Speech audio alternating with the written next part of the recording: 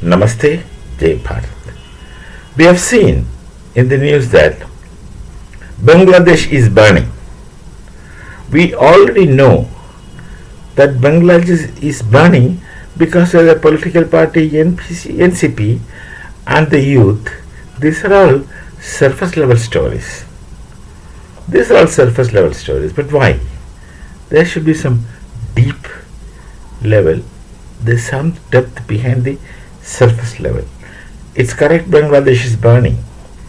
It's correct that the youth in Bangladesh are on the street marching, burning, and speaking against Bharat. Every step it's an anti-Bharat kind of thing. This time, in support of Muhammad Yunus, two things are conspicuous which one should understand. One, the radical Islam has its grip. Two, which is more unknown, radical Islam is doing all those things is very clear. We know. The Mother Islami or something else. And when radical Islam does something, they have their funds, their sources, etc. There's another thing. We call them as urban nexus, one, and the radical Maoist movements who train them, who train these things, these people. In Sydney attack, the connection between the Sydney terrorists and radical communists are established because they were trained by them. So, this we have seen first in the southern part of Bharat, Kerala. The communists and the radical Islam, they go together. They go together because they have, most cases, they have same objective. In the long run, the radical Islam will swallow communism. That they are not bothered. The communists are not bothered. They want to get immediate gains.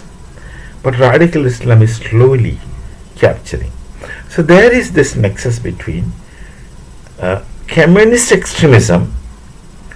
They call it as revolutionary ideology and all kinds of things. Let that remain, because thinking is not walking. Saying one thing and doing something different is normal. With both radical Islam and radical communism.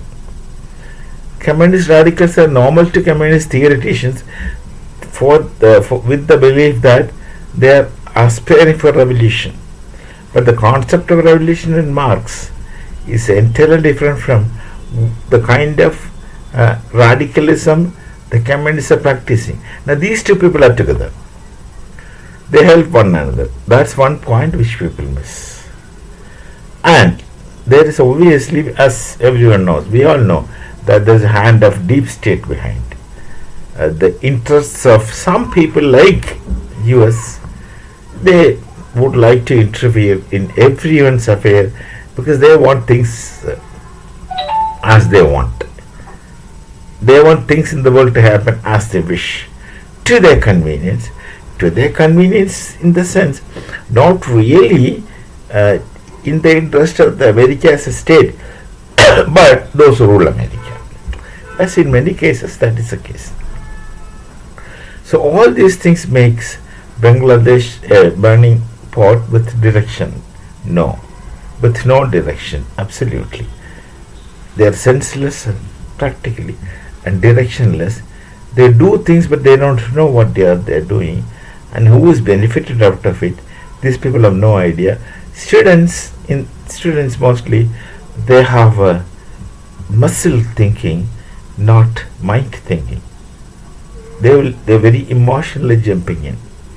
Already at that age, people are highly emotional, and also radical Islam's emotion with the support of radical communism creates all those things. They have turned against Bharat. They have killed Hindus. It's going on. Genocide is going on practically in Bangladesh. But these two nexus cannot be overlooked. But that's because that's not in the surface level. Just because it's not available to you in the surface level, it's not getting ruled out. This happens. And for all the one of their leader was shot and then shot dead in a hospital. And the hospital is within Bangladesh, though it is named as Singapore Hospital, not in Singapore. For all these things, they are blaming Bharat. 65 bullets found in that person. He was fired 65 times or something. That's one narrative I heard. This unknown gunman, of course, this is not unknown gunman, they found out who it is. And why, etc., who, these things are not told. They have not told.